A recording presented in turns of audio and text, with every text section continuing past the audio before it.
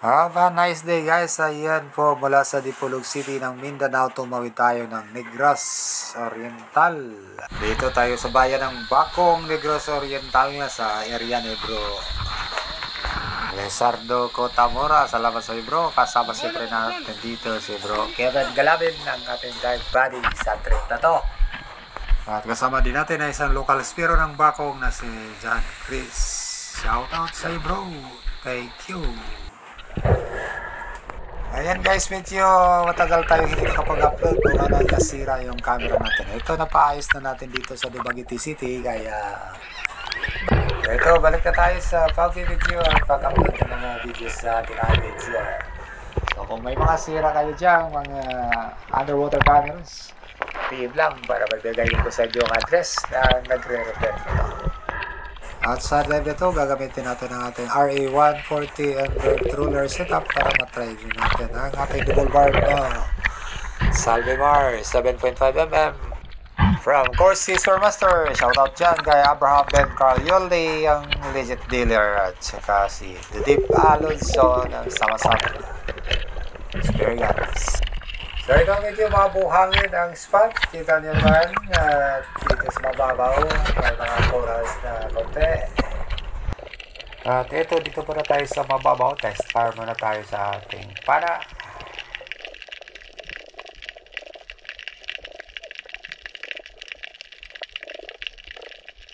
At ayan po, maganda naman ang tapon, kaya lang kumakalas yung secondary bands. Pero nagawa na natin yan ng paraan. At ito ang drop natin sa ating first fish of the day. At dito tayo sa isang area na kung saan may mga gulong sa ibaba, mga nagsisilbing artificial coral reefs. As usual, free falling pa rin tayo. At dito target natin ang mga nagkumpulan na mga surgeon fish sa baba. Pero nagbaka sakali tayo na mayroong mga malalaking isda na pwede natin tirahin. So sa ganitong spot mga lods na maraming gulong, so dapat iwasan natin na matamaan ng mga gulong. Dahil napakahirap bunutin ng siya pag bumaon sa gulong o sa rubber. At ito na nga, namimili na tayo para sa ating unang titirahin. Medyo maliliit lang mga to pero pwede na. Pero nag-antay pa rin tayo kung sakali may mga malalaki na duman. Pero parang wala na, so ito na muna. Hintayin na lang natin na makakuha tayo ng magandang angle para sa ating unang patama. Ayan o, malapit na ito mga lods. Ilang segundo na lang, titirahin natin ito. Ayun o, slow motion muna para sa pole talaga. Ayan, ating first fish of the day, isang surgeon fish. O, tawag naman ay indangan sa amin sa Surigao. Ayan, masarap po ito mga lods, sa sigang, prito, ihaw, paksiw, kung ano pa ba nalutuin, basta fresh ang isda ito, napakasarap. Shoutout muna sa mga patuloy na sumusuporta sa ating munting YouTube channel. Kahit na medyo matagal tayo hindi nakapag-upload ng mga videos. At hindi pa rin naman tayo monetize, pero patuloy nyo lang. Sana may enjoy kayo sa pag-nood sa aking adventure dito sa Pilipinas. Muli po, maraming salamat sa inyong lahat. At ito, muli tayong bumaba para sa ating second fish of the day. Pumunta tayo sa medyo malalim na bahagi. Medyo exciting ang spot na to. Maraming nakatali doon sa baba. Akala ko kanina mga cuttlefish, kaya binabaan natin. Sa may kalaliman ng spot na to, kaya hindi na tayo nagdapa sa buhanginan. Nakabot doon sa may nakita na tayong isang target, so kaya naglambitin na lang tayo sa may lubid.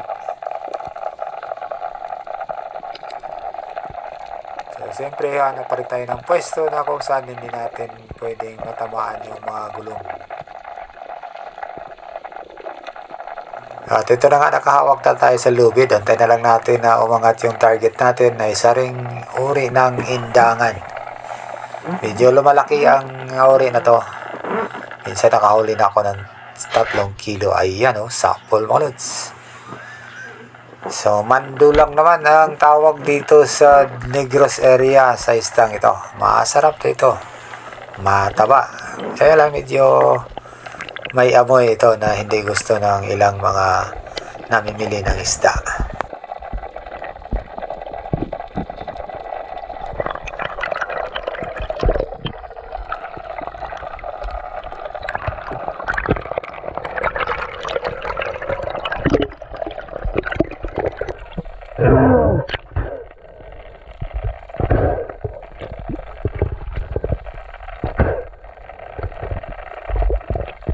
Dito malapit natin mas-secure ang ating isda. Medyo malaki ito kaysa unang tinira natin. Pagkatapos ito, ahon na kami mga lods dahil hapon na. Ulit ta guys, mura na daginot. Oh, pasensya lang ga, way allowance. Mura gini oh. Diyo ka buok.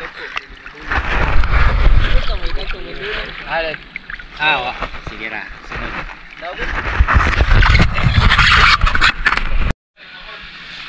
Wala mga lods oh. Kevin nakamamsa oh. Tinula katulag yapon meron mga lods oh. Spotted tribalik.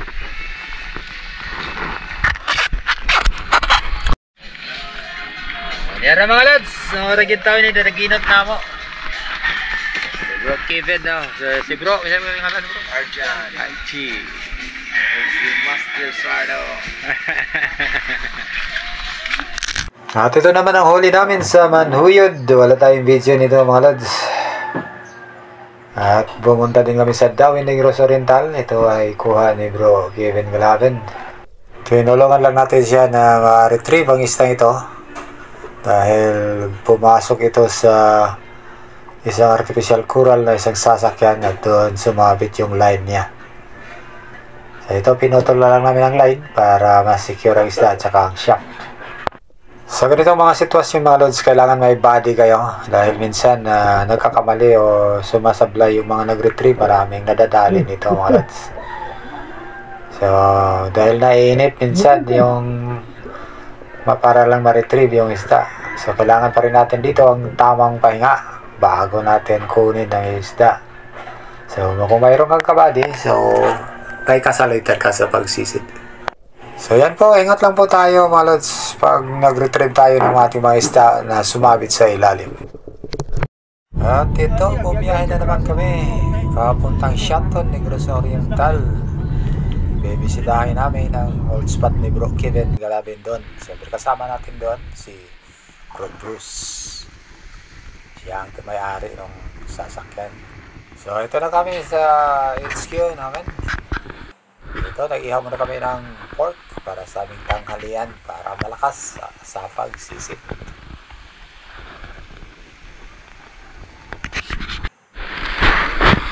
Ito na kami sa bangka. Sama ni Bro Bruce sa Bro Kevin. May bangka ni Bro Bruce. Perfect. Woo! Laman ni Chamba.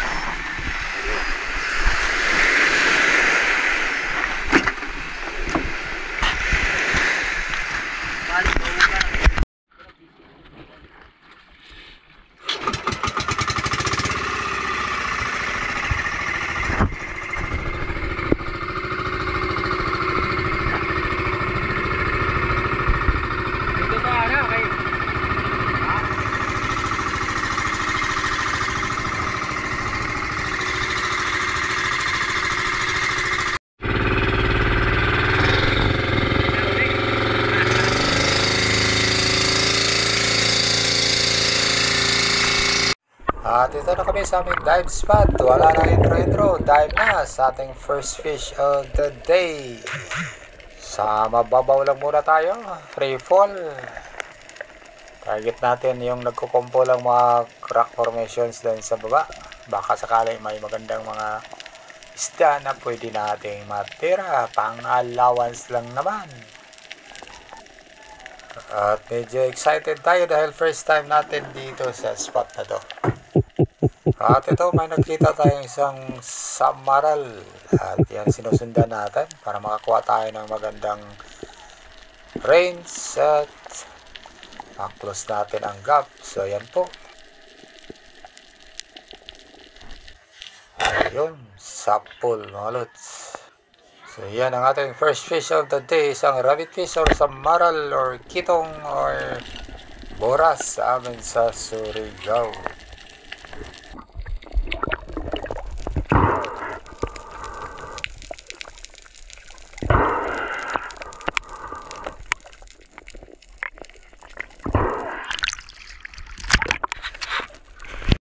At ito, balik tayong bumaba. Pinaba natin isang malaking surgeon fish or indangan. Ayun, sapol na sapol mga lods. Malaking indangan ito. Walang kawala sa ating double barb. Ayun oh. Napakaganda ang patama natin dito. Medyo malakas na lang ang isdang ito. Ayan oh, malakas talaga. On this drop, bumaba tayo dito sa medyo malalim na bahagi at may magandang nagkukumpulang mga bato or rock formations dito sa baba. Siyempre may mga coral formations yan. At may nasipat tayo isang magandang target. So yun na nakatulang pansin natin. So dahan-dahan tayong bumaba para makapag-set up ng ambush. Ito. Tinutukan natin, medyo lumayo pero nag-set up tayo ng fish call para bumalik at hindi tayo nabigo mga lods. Ito, naghintay na lang tayo ng magandang pagkakataon at ito na nga, tinera na natin yan sa pool. Magandang patama natin dyan mga lods. Walang kawala sa ating double barb na shot.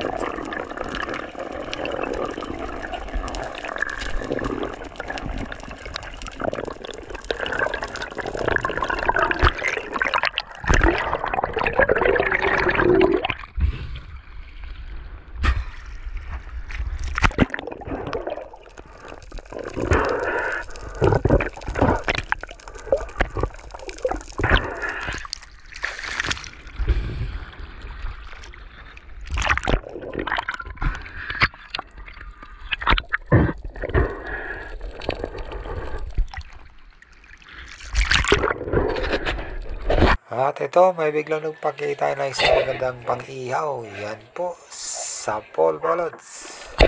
Talagang hinintay ng isang ito ang pagbaba ko kahit hindi pa nakaon ang camera ko. Kaya ito naabutan natin. Triggerfish or pakol. Masarap dito sa sinigang balots. Isang magandang uri ng triggerfish. Hindi pa ako nakakuha ng hindi mataba sa isdang ito. Super sarap ang isdang ito mga lods. Sa inyo mga lods, ano bang masarap na luto sa isdang ito? Marami na rin pagkahi ang natikman ko sa isdang ito mga lods. At ito, lunch break muna kami. Kinilaw ang ulam namin. Ayan, si bro Bruce nag-prepare ng picados. Hindi na kami dumaong sa tabi kasi medyo malayo ang tabi dito. So dito lang kami sa may bahura naka-anchor.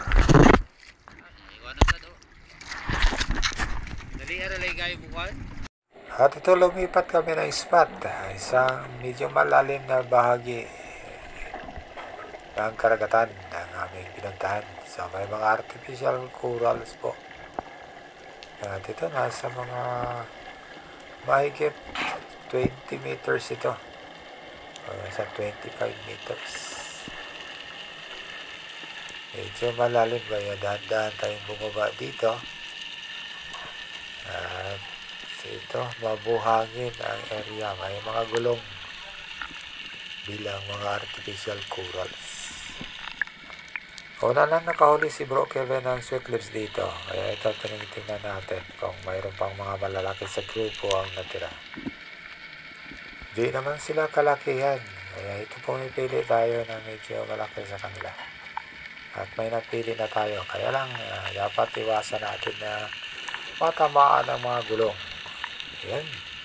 Mayroon na tayong napili. Gamit ang ating RA150 sapol knowledge.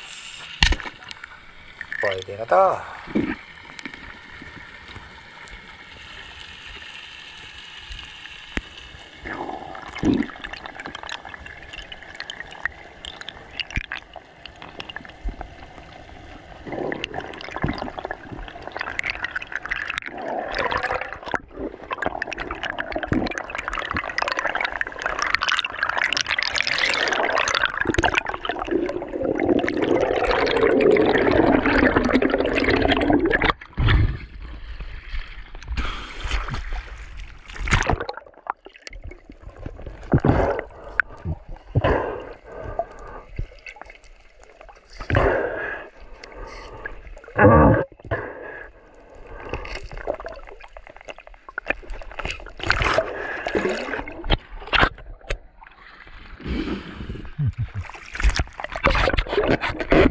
Salita ng aming dive ni Bro Kevin, 1 up, 1 down. Kaya lang siya naman ang bumaba. Ito, may nahuli siyang sweet lips pa rin.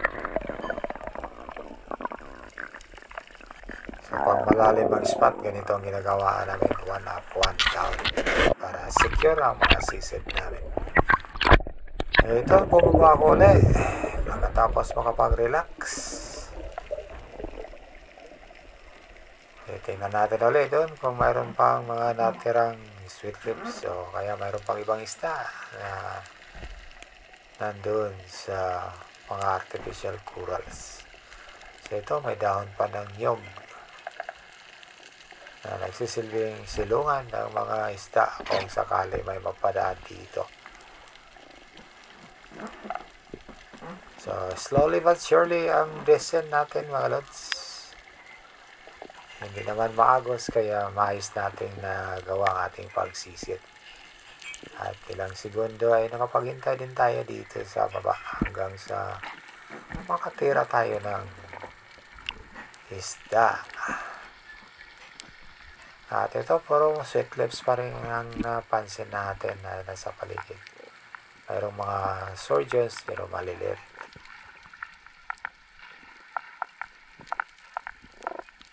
At ito, nakapilit na tayo ng titirahin. Isa pa rin sweet lips. Ayan o. Madami pa rin sila. Kaya pipili lang tayo ng good size. Ayun, nakapili na tayo. At maganda ang ating patama niyan. So, total sa dalawang sweet lips ang nahuli ko dito. Si bro naman ay nakatatlo yata. At ito na po ang ating last dive dito sa Seattle. Pagkatapos nito ay nagbiyahe na kami papunta sa Boracay.